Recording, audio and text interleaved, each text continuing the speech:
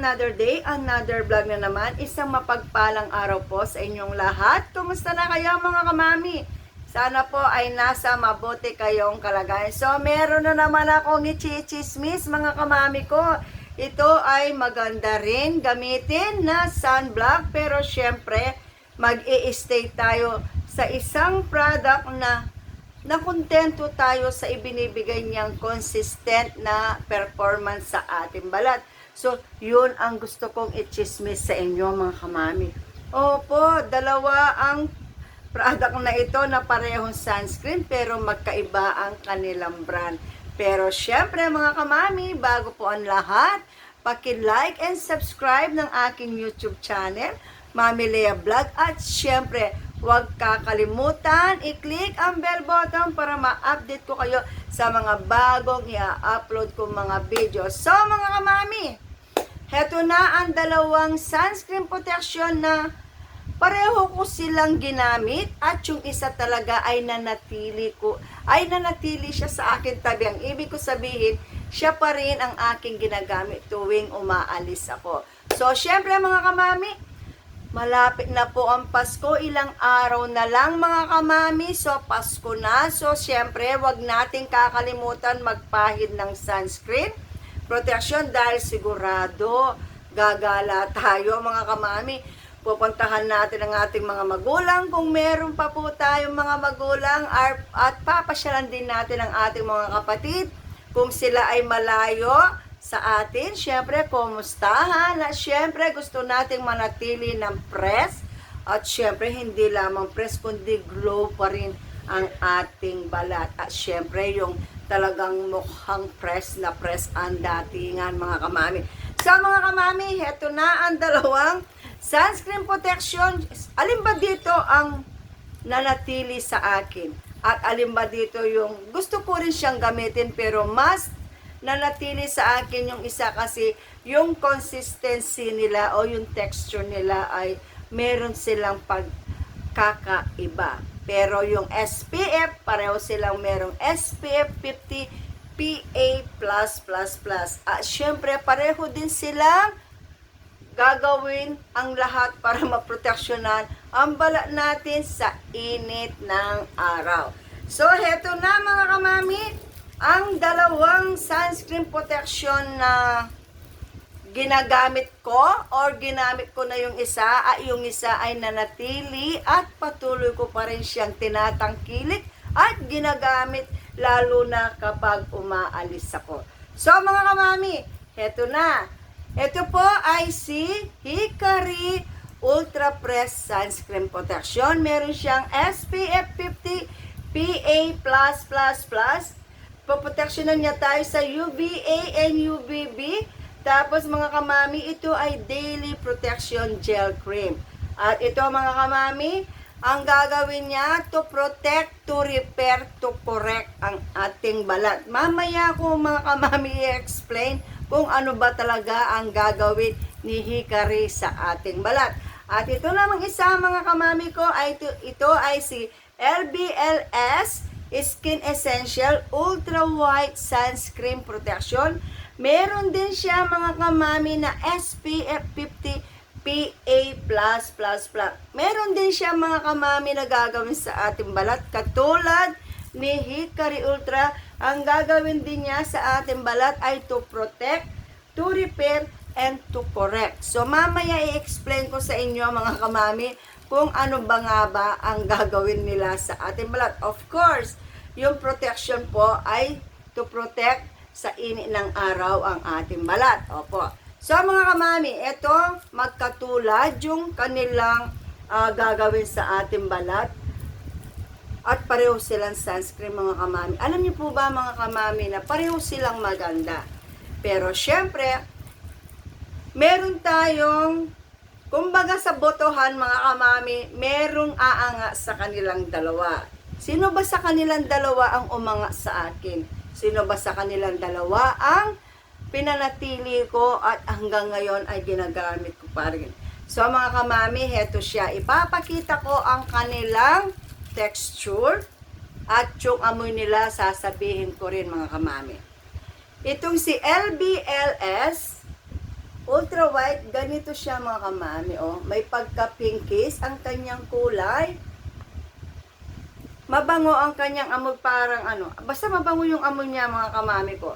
So, tapos, ang isa naman, mga kamami, ilalagay ko lang yung isa. Napasobra yung pindot ko, kaya napadami yung ano. Ito naman, mga kamami, ay si Hickory Ultra. Ayan ang kulay niya. So, hindi siya pinkish. Light, parang light na pink siya. Yung very light. Ang amoy din niya, mga kamami, ay mabango. Oh, yan mga kamami, oh.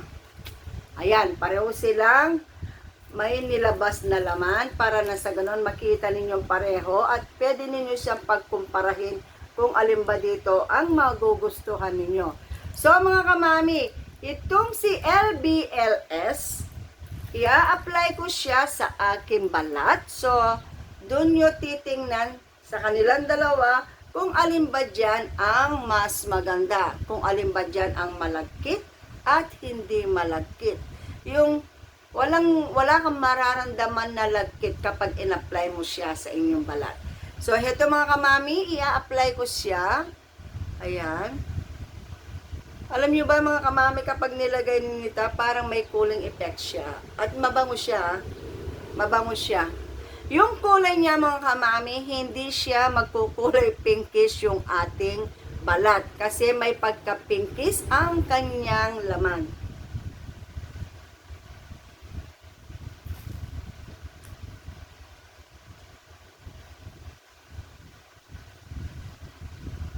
Ayan mga kamami, yan. Itong left side, itong may pulseras, ito ang aking in-apply, LBLS Sunscreen Protection Ultra White. Ayan, ayan. Ayan, na-absorb na niya. Na-absorb na ng balat ko ang ipinahid kong sunscreen.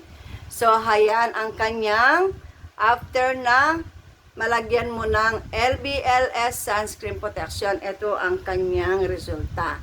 So, ang ipapakita ko na naman sa inyo ay si Hickory Ultra Sunscreen Protection. So, dito naman sa right ko siya lalagay. Dito sa walang pulseras, mga kamami. So, ayan. Lalagay ko siya. Ayan.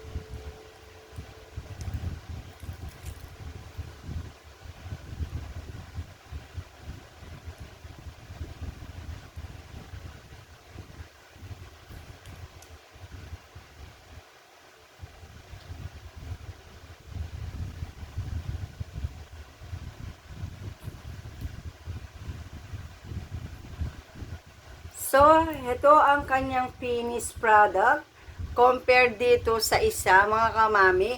So, alin ba sa dalawa ang maganda ang effect or yung kinalabasan niya after applying itong dalawang sunscreen protection. Ito mga kamami, si Hickory Ultra ay ano siya, may pagka-watery siya, hindi siya malagkit kapag in-apply mo. Ayan, ganyan siya. Ayan mga kamami, ayan. So, ayan. Ito naman mga kamami, parang may pagkamalagkit siya kapag in-apply mo. Pero kapag natuyo siya, wala ka nang mararamdaman na lagkit. Pero si Hickory Ultra, wala siyang white cast, no lagkit, wala kang lagkit na mararamdaman. Napaka-lightweight niya mga kamami. So, pareho silang maganda. Kaya lamang, syempre, meron isang bukod na tatangi na mapapanatili or mananatili siya sa tabi mo. Opo, yung mga ganon. Syempre, hindi naman itong in-apply ko ito, tapos i-apply ko rin ito. So, kailangan iisa lang ang aking ginagamit. So, sinubukan ko talaga si LBLS Ultra White Sunscreen Protection dahil maganda rin naman ang kanyang ibinibigay na resulta after applying itong LBLS Sunscreen Protection. Ito naman si Hickory Ultra ay maganda dahil hindi siya napaka lightweight niya. Wala ka talagang mararamdaman na may inilagay ka sa inyong balat. So, ganito ang kanyang effect after na applying itong si Hikari. Alam niyo po ba na pareho silang poproteksyonan ng ating balat? At pareho din silang merong i-repair sa ating balat. Kung may mga melasma, dark spot, mga pekas, or kung ano pa man ang gusto nating maalis sa ating balat, yun i-repair nila. Tapos, i-correct din nila yung kulay natin na uneven stone na hindi pantay yung kulay natin, minsan hindi pantay yung kulay natin sa balat. May mga ganun pagkakataon. So, yun ang gagawin nila. I-correct nila yung uneven skin tone natin. So, alin ba dito ang lagi kong ginagamit, lalo na kapag lumalabas ako. Pero syempre, wala naman masasayang sa kanilang dalawa dahil kung hindi ko na siya ginagamit sa mukha, ginagamit ko naman siya sa aking kamay. Kasi naglalagay din ako ng sunscreen protection sa aking kamay kung walang sunscreen protection ang aking ginagamit na lotion. So, mayroon pa rin silang pupuntahan mga kamami. Walang masasayang. Pero higit sa kanilang dalawa mga kamami, ito ang nanatili sa akin. Ito talaga ay hindi nawawala sa aking mga skincare product, si Hikari Ultra. Pero syempre mga kamami, disclaimer lamang, hindi ibig sabihin na ito ay hindi ko ginagamit sa mukha, hindi siya maganda. Maganda siya mga kamami, pero mas pumiibabaw si Hikari Ultra para sa akin. So, napaka-lightweight niya, no lagkit, wala siyang lagkit talaga, napaka-lightweight niya at wala siyang white cast mga kamami. Ayan. So, kung sa amoy naman ay pareho silang pasado sa akin, pareho silang mabango, gustong-gusto ko yung amoy nila. At kung sa mga pamproteksyon naman sa init ng araw, ay pareho din silang maibubuga. Pero syempre, nasabi ko nga kanina mga kamami, mas pinili ko talagang gamitin araw-araw si Hikari Ultra. Lalo na kapag lumalabas ako mga kamami, ito ay laging dala-dala ko kahit saan ako magpunta. Kasi nararamdaman ng aking balat na wala talaga siyang lagkit sa balat. Pero ito mga kamami, kasi kapag pinahid ko siya, may konting lagkit akong nararamdaman sa aking balat. So ngayon mga kamami, kayo nang bahala ang pumili sa kanilang dala. Bakit ba ganon, no? Nabubulol ako lagi. So, kayo nang bahala mga kamami, kung alin sa kanilang dalawa ang gagamitin nyo, pareho naman silang maganda. Pero syempre, sabi nga, iisa lang talaga ang pipiliin natin. Yung mananatili sila sa ating tabi. So, ito ang aking pinili talaga, si Hikari Ultra. Kahit meron na ako ng ganitong sunscreen protection, ito mga kamami ay ginagamit ko sa aking kamay at sinasabay kong gamitin sa lotion na ipinapahid ko. Kasi kailangan din natin proteksyonan ng ating bala sa kamay. Lalo na kapag walang SPF yung lotion natin, lalo na kapag umalis tayo mga kamami. So, kailangan natin din ng sunscreen protection sa ating kamay. So, ito ang aking inilalagay sa aking kamay. So, mga kamami, pareho silang malaking na itutulong sa akin. Yung isa sa mukha ay yung isa ay sa kamay. So, pareho ko silang ginagamit, hindi nga lang sa mukha. Yung isa, itong si Hikari lang ang ginagamit ko sa mukha. Ito ay sa kamay. So mga kamami, sana po ay nagustuhan nyo ang video ito. At sana po ay makatulong kung alin dito ba sa inyo,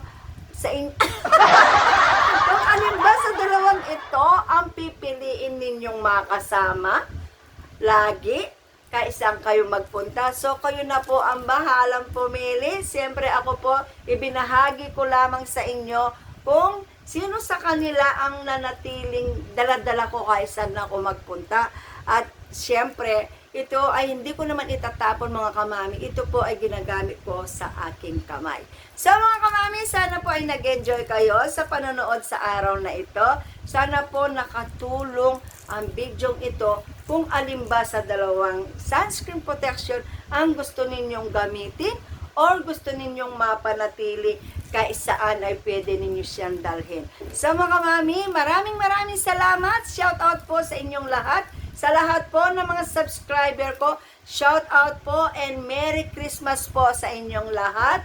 At siyempre po, shout out po sa mga non-subscriber pero nanonood po ng aking YouTube channel. Shout out po sa inyong lahat at Merry Christmas din po sa inyong lahat. Mag-ingat po tayong lahat. Maraming salamat po. Paki-subscribe din po ang aking YouTube channel, Mami Lea Vlogs. At syempre, huwag kakalimutan i-click ang bell button para nang sa ganoon ay ma-update ko kayo sa mga bagong i-upload ko mga video. So maraming salamat po. See you next vlog. Bye! Thanks for watching!